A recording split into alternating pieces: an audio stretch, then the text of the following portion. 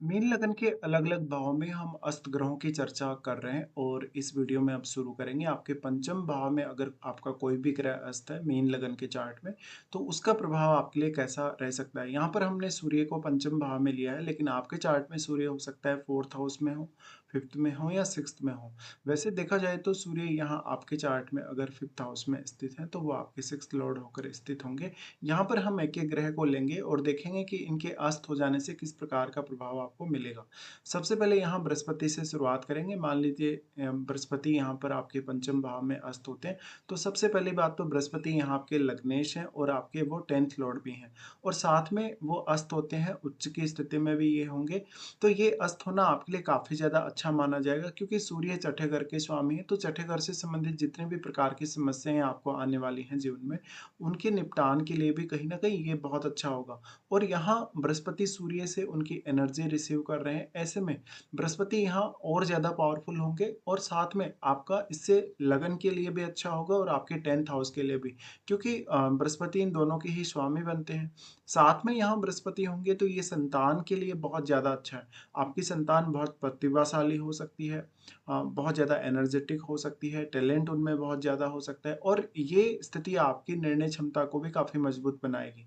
अब यहाँ चंद्रमा की स्थिति को ज़रूर देख लीजिए कि चंद्रमा आपके चार्ट में कैसे स्थिति में है वास्तव में। क्योंकि चंद्रमा अगर मजबूत हुए आपके चार्ट में, तो ये आपके लिए और भी ज़्यादा अच्छा होगा। बृहस्पति जो सूर्य की एनर्जी यहाँ प्राप्त कर रहे हैं, बृहस्पति यहाँ पर काफ़ी ज़्यादा अच्छे रिज़ल्ट प्रदान करेंगे और क्योंकि यहाँ पर बृहस्पति अब उच्च की स्थिति में भी होंगे। तो बृहस्पति का यहाँ अस्त होना आपके लिए अर्निंग्स को लेकर, विशेषकर आपके ज्ञान और आपकी बुद्धिमत्ता को लेकर काफ़ी अच्छा होगा। साथ में बृहस्पति आपको काफ़ी अच्छा लक भी प्रदान करेंगे। विशेष तौर पे 6th हाउस से जुड़े हुए मैटर्स में आपको किसी भी प्रकार की कोई भी समस्या है, दिक्कत है या किसी के साथ आपका कोई विवाद है, रूटीन वगैरह आपका ठीक नहीं हो, उन मामलों में आप ज़्यादा ध्यान दे सकेंगे। यहाँ फिर बृहस्पति जो अपना एस्पेक्ट डालते हैं सबसे पहले आपके नवम भाव पे, नवम भाव पे एस्पेक्ट डालेंगे तो ये आपके हायर स्टडीज़ के लिए अच्छा हो सकता है। लॉन्ग डिस्टेंस टूर या आध्यात्मिक कार्यों के लिए काफ़ी अच्छा हो सकता है। यहाँ पर क्योंकि सूर्य आपके पिता के कारक हैं, पिता के कारक होने से पिता के साथ संबंध बहुत बेहतर हो सकते हैं। थोड़ा लेकिन आप में ज़िद्दीपन ज़रूर रहेगा। बृहस्पति का फिर दृष्टि आ जाता है 11th पे, जहाँ पर वो आपके नेटवर्क को काफ़ी विस्तार देने का काम करेंगे। यहाँ पर आपको प्रॉब्लम ये होगी कि आप लोगों की भलाई या लोगों का कहीं न कहीं सपोर्ट ज़्यादा करेंगे और उस वे में लोग आपकी सहायता कभी-कभी नहीं करेंगे। अब फिर उसके बाद बृहस्पति का दृष्टि लगन पर आएगा। लगन पर दृष्टि का होना और भी ज़्यादा अच्छा है। तो आपको ये देखना होगा कि वास्तव में यहाँ पे क्योंकि आपका लगन मजबूत होगा बृहस्पति की दृष्टि से, पर वास्तव में सूर्य कितने ज़्यादा क्लोज हैं बृहस्पति के और बृहस्पति वास्तव में कैसी स्थिति में है। देखिए बृहस्पति यहाँ और भी ज़्यादा पावरफुल हो जाएँगे, तो ये आपके लगन को भी मजबूत बनाएगा और क्योंकि बृहस्पति आपके लगन पर दृष्टि भी डाल रहे हैं, तो ये कहीं न कहीं आपके करियर के लिए अच्छा होगा, नेम फेम के लिए अच्छा होगा और जिस भी करियर में आप होंगे, जिस भी प्रकार के फील्ड में आप होंगे, उसमें आप अपने पूरे के पूरे जो गुण हैं आप में, किसी भी प्रकार का आप में टैलेंट है, किसी भी प्रकार की आप में क्षमता है, उसका पूर्ण रूप से प्रयोग कर पाएँगे। उसके बाद हम यहाँ लेते हैं शनि को। शनि मान लीजिए सूर्य से अस्त होते हैं, तो शनि आपके चार्ट में सबसे पहले 11वें घर और 12वें घर के स्वामी बनते हैं। तो इन भावों के स्वामी होकर शनि अस्त हो रहे हैं, तो इन भावों से जुड़े हुए आपके डिसीजन आपके लिए लेना आसान होगा। कोई भी प्रकार का इन भावों से संबंधित काम करना आसान होगा। साथ में आपकी जो योग्यता है वो और ज़्यादा परफेक्ट होगी, आप और ज़्यादा मैच्योर होंगे। साथ ही अर्निंग्स को लेकर कुछ अच्छी प्लानिंग्स आप कर पाएँगे। लेकिन ये संतान के साथ रिलेशंस को लेकर उतना अच्छा नहीं है, आपके माइंड को काफ़ी सीरियस बनाएगा, थोड़ा आपको ईगो इश्यूज़ भी देगा। अब सूर्य का कितना ज़्यादा प्रभाव यहाँ शनि पर पड़ने वाला है, वो भी आपको देखना चाहिए और यहाँ चंद्रमा की स्थिति को भी आपको देखना चाहिए। अगर मान लो चंद्रमा आपके चार्ट में बहुत अच्छी स्थिति में बैठे हैं, तो ये जो शनि का अस्त होना है, वो आपके लिए काफ़ी ज़्यादा अच्छा साबित हो सकता है। तो अब आपको 11th हाउस से जुड़े मामलों में डिले नहीं होगा। अब आपके 12वें भाव से जुड़े हुए मामलों में आपको डिले नहीं होगा और अच्छे से सारे के सारे जो कार्य हैं आपके 12वें भाव से संबंधित, उनको आप प्लान कर पाओगे। यहाँ पे अब सूर्य कितना ज़्यादा क्लोज है शनि के, देखिए शनि के जितना ज़्यादा क्लोज सूर्य होगा, क्योंकि सूर्य की एनर्जी यहाँ शनि को मिल रही है और शनि को एनर्जी मिलने की वजह से आप में और ज़्यादा अनुशासन आएगा। डिसिप्लिन के साथ साथ आप अपने आप को परख पाएंगे, अपने आप को जान पाएंगे वास्तव में और अपनी पूर्ण रूप से क्षमता का भी प्रयोग कर पाएंगे। वास्तव में यहाँ शनि जितने ज़्यादा कहीं न कहीं अगर कमज़ोर हो रहे हैं सूर्य के प्रभाव से, तो ये आपके लिए उतना ही ज़्यादा अच्छा है। अब क्योंकि सूर्य यहाँ पर आपके छठे घर के स्वामी हैं, तो आपके लिए छठे घर के मामलों को प्लान करना भी आसान होगा। मान लो आपका किसी के साथ कोई विवाद है, लड़ाई-झगड़ा है या लाइफ में आप कोई बहुत बड़े रिस्क लिए हैं, तो उन मामलों में आप काफ़ी बेहतर कर पाएँगे। उसके बाद यहाँ अगर देखें तो शनि अस्त होकर जो सप्तम को प्रभावित करेंगे, सप्तम को प्रभावित करने की वजह से यहाँ पर उनका प्रभाव उतना अधिक नहीं होगा, तो आपके मैरिड लाइफ से जुड़ी हुई समस्याएँ नहीं होंगी। हालाँकि और किसी ग्रह का अगर सप्तम पे प्रभाव है, तो वो आपको ज़रूर देखना चाहिए, या मान लो आपके सप्तम में कोई ग्रह बैठा है, तो आपको उस ग्रह पर भी विचार कर लेना चाहिए। लेकिन सिर्फ हम यहाँ शनि की बात कर रहे हैं, तो शनि का तीसरा दृष्टि पड़ेगा, आपके बिज़नेस के लिए अच्छा होगा अस्त होने से, क्योंकि शनि उतने ज़्यादा इफ़ेक्टिव यहाँ नहीं रहेंगे। और उसके बाद शनि अपने ही घर पर दृष्टि डालेंगे, यहाँ ज़रूर शनि अपना ज़्यादा प्रभाव डाल पाएँगे सूर्य की तुलना में, क्योंकि ये शनि का स्वयं का घर है। इसलिए यहाँ कहीं न कहीं आपके लिए वो और ज़्यादा डिसिप्लिन लेकर आने वाले हैं, आपके नेटवर्क को काफ़ी विशाल बनाने वाले हैं और दूसरों के लिए आपको काफ़ी ज़्यादा डेडिकेशन देने वाले हैं सपोर्ट के मामले में। इसके साथ-साथ अगर देखा जाए, तो यहाँ शनि का फिर प्रभाव होगा सेकंड हाउस पर। सेकंड हाउस पर जो इनका दृष्टि पड़ रहा है, उस वजह से फैमिली को लेकर आप काफ़ी सीरियस रहेंगे, फैमिली को अच्छे से प्लान कर पाएँगे, अपने रूटीन और अपने जो घरेलू जीवन है, उस पे ज़्यादा से ज़्यादा फ़ोकस कर पाएँगे। तो यहाँ पर इस बात की संभावना ज़्यादा बढ़ जाती है कि आप अपनी फैमिली से संबंधित जो ज़िम्मेदारियाँ हैं, उनको पूरा कर सकेंगे। फिर हम बात करते हैं मंगल के बारे में। मंगल देखिए अगर यहाँ पर अस्त हो रहे हैं सूर्य से, तो मंगल क्योंकि कर्क राशि में यहाँ नीच की स्थिति में आ जाएँगे। अब वो आपके चार्ट में दूसरे घर के स्वामी बनते हैं और नवम घर के स्वामी बनते हैं। तो आपके लिए इन भावों से संबंधित कुछ चुनौतियाँ उत्पन्न हो सकती हैं। फैमिली के साथ रिलेशंस खराब होने की संभावना, या आपके बहुत गलत डिसीज़न, जल्दबाज़ी को लेकर कहीं न कहीं कुछ गलत फैसले होने की संभावना बहुत ज़्यादा बढ़ जाएगी।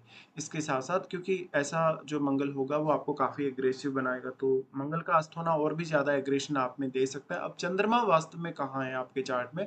चंद्रमा अगर मान लो शनि से प्रभावित नहीं है, आपके राहु केतु से प्रभावित नहीं है और मंगल से भी अगर प्रभावित नहीं है, तब तो बहुत अच्छा है। अगर यहाँ पे सूर्य से या मंगल से चंद्रमा प्रभावित हो रहे हैं, तो ये आपको कहीं न कहीं और एग्रेसिव बनाएगा। तो आप जो भी डिसीज़न लें, उनमें बहुत ज़्यादा आपको सावधानी रखनी पड़ेगी और काफ़ी लंबे समय तक सोच-विचार के बाद ही आपको फैसले लेने होंगे। यहाँ पर चंद्रमा आपके मानसिक तौर पे भी आप में काफ़ी उतार-चढ़ाव लाने वाले हैं और ये आपको बहुत ही एग्रेसिव बनाने वाले हैं। इसलिए अपने अर्निंग्स के मैटर, बाकी जितने भी आपके अहम कार्य हैं, उनमें विशेष तौर पे आप ये ध्यान रखें कि ज़्यादा एग्रेशन में ना आएँ और जल्दबाज़ी ना करें। मंगल अगर अस्त हो जाते हैं, तो अब मंगल क्योंकि यहाँ पर दूसरे घर के स्वामी और नवें घर के स्वामी हैं आपके चार्ट में, तो इन भावों को लेकर आपकी अपेक्षाएँ काफ़ी ज़्यादा तीव्र हो जाएँगी। अब अगर मान लीजिए मंगल यहाँ पर बहुत ही ज़्यादा स्ट्रॉन्ग स्थिति में है, अगर वो गोचर में है तो देखा जाए, और सूर्य कितना ज़्यादा प्रभाव मंगल पर डाल रहे हैं, तो ये सब भी आपको चेक करना होगा। मंगल यहाँ पर फिर जो दृष्टि डाल रहे हैं, सबसे पहले अगर इनका दृष्टि देखा जाएगा, तो आपके 8वें भाव पे वो दृष्टि डालेंगे। 8वें भाव पे दृष्टि होने से 8वें भाव यानी आपके इन-लॉज़ के साथ कुछ समस्याएँ हो सकती हैं। आपको माता-पिता के थ्रू ज़रूर यहाँ फ़ायदा हो सकता है, लेकिन आपके जो मैरिड लाइफ़ है, आपके जो इन-लॉज़ हैं, उनके साथ कुछ दिक्कतें यहाँ पर सामने आएँगी, जहाँ पर उनके साथ व्यवहार को लेके आपको कुछ प्रॉब्लम्स आ सकती हैं। मंगल का फिर यहाँ प्रभाव पड़ेगा 11th पे। 11th पे प्रभाव काफ़ी अच्छा रहेगा, क्योंकि यहाँ पर आपकी अर्निंग्स वगैरह को लेकर वो आपको काफ़ी सपोर्ट करेंगे और आपको काफ़ी तेज़ बनाएँगे। मंगल का प्रभाव 12वें भाव पे है। 12वें भाव पे तो किसी से भी विवाद करने से आपको बचना होगा। किसी से कोई पहले से विवाद चल रहा है, तो आपको वो विवाद निपटाना चाहिए। यहाँ पे अब मंगल का जो प्रभाव है वो थोड़ा-सा मैरिड लाइफ़ को भी डिस्टर्ब करेगा। फिर हम देखते हैं चंद्रमा को। चंद्रमा मान लो आपका सूर्य से अस्त है, तो आपके पंचम भाव में, क्योंकि पंचम भाव स्वयं चंद्रमा का ही है, तो ये आपके लिए बहुत ज़्यादा क्रिएटिविटी लेकर आएगा, बहुत अच्छी इमेजिनेशन स्किल्स लेकर आएगा। साथ में यहाँ किसी अन्य ग्रह का प्रभाव है या नहीं, वो आपको ज़रूर देखना चाहिए। और चंद्रमा सूर्य के कितने ज़्यादा क्लोज़ है। चंद्रमा अगर सूर्य के बहुत ज़्यादा क्लोज़ हैं, तो ये आपके इंटेलिजेंस के लिए उतना ही ज़्यादा अच्छा है, आपके डिसीजन मेकिंग की जो क्वालिटी है, उसके लिए भी काफ़ी अच्छा है। चंद्रमा यहाँ अब अस्त होने से आपको उतना इमोशनल नहीं बनाने वाले, और क्योंकि इस भाव के स्वामी वो स्वयं ही है, ऐसे में यहाँ दूसरे ग्रहों का किसी का भी प्रभाव हो वो आपको देखना चाहिए। साथ साथ में यहाँ सूर्य कितने ज़्यादा इफेक्टिव है इस हाउस में, या कितना ज़्यादा स्ट्रांगली प्रभाव डाल रहे हैं चंद्रमा पर, तो आपका इससे मन मजबूत होगा, कॉन्फिडेंस बढ़ेगा, प्रत्येक काम को आप अच्छे से प्लान कर सकेंगे, आप उतने ज़्यादा इमोशनल नहीं होंगे, तो काफ़ी ज़्यादा प्रैक्टिकल होंगे, जिससे ज़्यादातर निर्णय आपके सही होने की संभावना बढ़ेगी।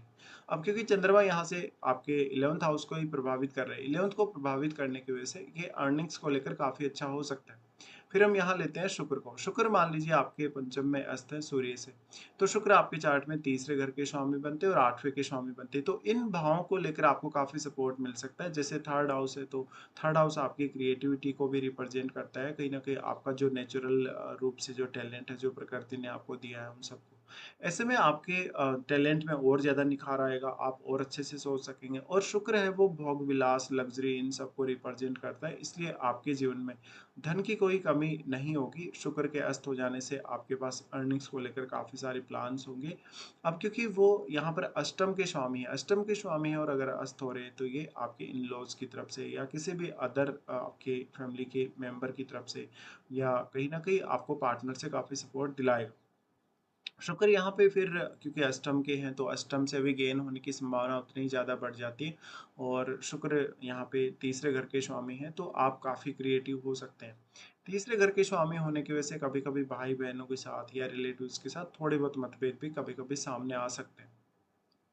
तो शुक्र का मेनली जो अस्त होना है वो रिलेशनशिप के लिए उतना अच्छा नहीं है, लेकिन ये आपका जो क्रिएटिव टैलेंट है उसको काफ़ी ज़्यादा बढ़ाएगा और धन लग्ज़री के लिए भी आपको काफ़ी प्रोत्साहित करेगा।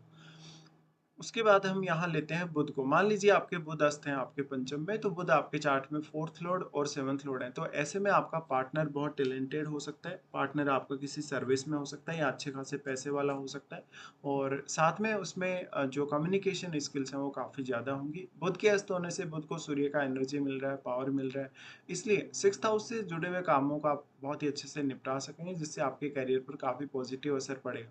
बुध वैसे भी एक ड्यूअल प्लैनेट है। ड्यूअल प्लैनेट होने की वजह से इस बात की संभावना और भी ज़्यादा है कि आप मल्टीपल कार्य करने के लिए ट्राई करेंगे। यहाँ पर बुध आपके अर्निंग्स को लेकर अच्छे साबित हो सकते हैं। यहाँ पर बुध का जो प्रभाव पड़ेगा वो 11th हाउस पर पड़ेगा, तो ये आपके किसी भी प्रकार के बिज़नेस के लिए, आपके नेटवर्क वगैरह के लिए काफ़ी अच्छा है।